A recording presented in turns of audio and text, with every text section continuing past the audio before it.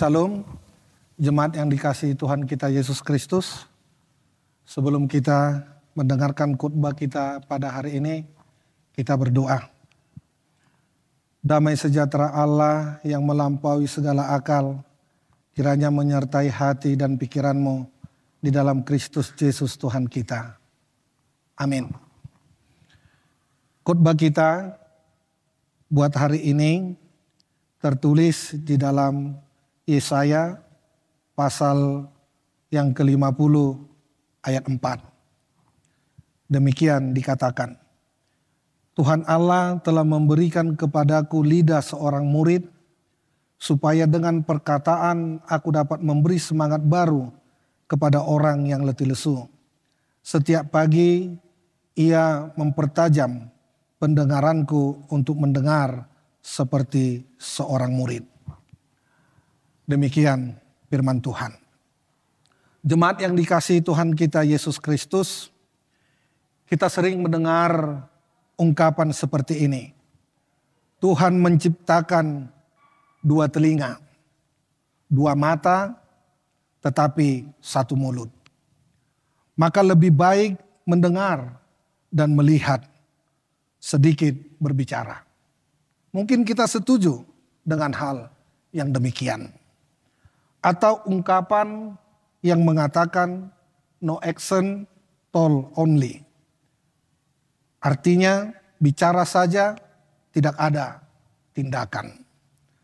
Tujuan mendengar ialah agar dapat berkata-kata dengan benar, yang menghibur dan membangun semangat mereka yang membutuhkannya.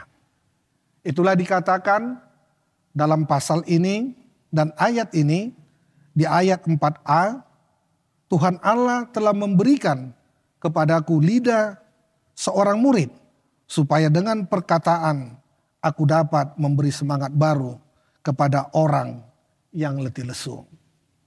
Allah yang menciptakan mulut manusia, memberi Musa lidah yang terpelajar untuk berbicara kepada Firaun, supaya dia ngeri dan diyakinkan. Bisa kita lihat di dalam Keluaran pasal 4 ayat 11 sampai dengan ayat 12. Tetapi Tuhan berfirman kepadanya, siapakah yang membuat lidah manusia? Siapakah yang membuat orang bisu atau tuli? Membuat orang melihat atau buta? Bukankah aku, yakni Tuhan? Oleh sebab itu, pergilah, aku akan menyertai lidahmu dan mengajar engkau apa yang harus kau katakan. Tak seorang pun boleh menjadi guru sebelum mereka pertama-tama menjadi murid. Demikian halnya dengan rasul-rasul Kristus. Pada awalnya adalah para murid, ahli-ahli Taurat yang menerima pelajaran dari kerajaan surga. Seperti tertulis di dalam Matius pasal 13 ayat 52. Tetapi mendengar saja tidaklah cukup. Kita juga harus mendengar seperti seorang murid. Mendengar dan memahami. Mendengar dan mengingat. Mendengar seperti orang yang ingin belajar melalui apa yang didengar. Siapa yang mau mendengar seperti seorang murid, dia harus bangun dan terjaga.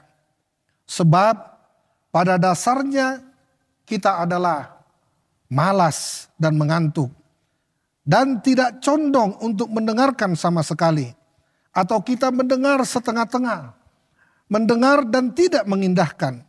Telinga kita perlu untuk dibangunkan. Sesuatu perlu dikatakan untuk menggugah kita, untuk membangunkan kita dari tidur rohani kita. Kita perlu dibangunkan seperti pada setiap pagi. Harus bangun seiring bergantinya hari. Dibangunkan untuk melakukan pekerjaan harian pada hari itu juga. Pagi hari ketika roh kita paling bersemangat adalah waktu yang tepat untuk bersekutu dengan Allah. Pada waktu itulah kita berada dalam suasana hati yang terbaik. Baik untuk berbicara dengan Dia atau pada waktu pagi engkau mendengar seruanku. Maupun untuk mendengar dari Dia. Allah lah yang membangunkan kita setiap pagi. Jika kita melakukan sesuatu dengan tujuan untuk melayaninya, Dialah yang sebagai guru kita memanggil kita, dan kita akan terus menerus tertidur seandainya Ia tidak membangunkan kita setiap pagi. Jemaat yang dikasihi Tuhan kita Yesus Kristus, menjadi hamba Allah berarti bersedia memberi diri secara total untuk diperbaharui senantiasa oleh Allah, dan bersedia menghadapi tantangan. Kesediaan memberi diri secara total dan sedia menghadapi tantangan adalah kunci keabsahan pelayanan seorang hamba sebagai mulut Allah. Hamba Allah tidak berhak menyuarakan suara yang lain selain suara Allah sendiri. Bila tidak, ia bukan lagi seorang hamba Allah yang sejati, tetapi hamba palsu. Syair yang diungkapkan Yesaya ini mengingatkan kita kepada Yesus Kristus sebagai hamba yang sejati. Apakah rahasianya sehingga Dia dapat memberi semangat baru kepada yang letih lesu? Yaitu Dia yang memelihara hubungan dengan Bapa di surga. Dia telah disiplin untuk mengutamakan Allah dan mendengarkan firman Allah tiap pagi. Maka kata-kata yang diucapkannya pada orang banyak bukanlah kata-katanya sendiri, tetapi kata-kata dari lidah seorang murid. Hamba Allah yang sejati harus taat kepada firman. Dan yang tabah menderita, hamba Allah itu kini memperhadapkan kita dengan tawaran hidup atau mati, terang atau gelap, berkat atau kutuk.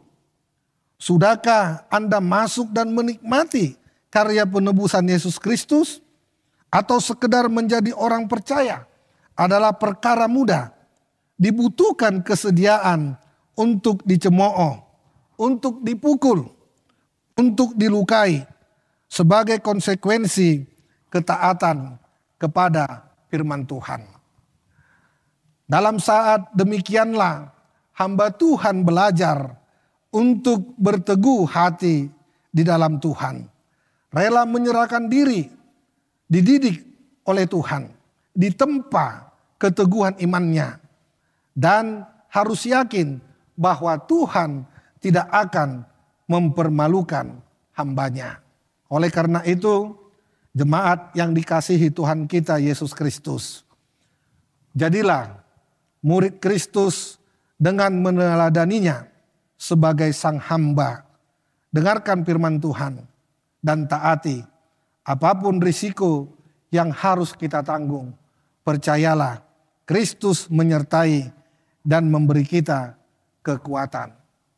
Amin. Kita berdoa. Terima kasih ya Allah atas segala berkat-Mu di dalam kehidupan kami. Karena Engkau menjadikan kami hamba yang sejati, yang seturut dengan firman-Mu. Berkati kami Tuhan di dalam melakukan segala aktivitas kami untuk satu hari ini. Terima kasih. Kami berdoa di dalam nama anak-Mu Yesus Kristus. Amin.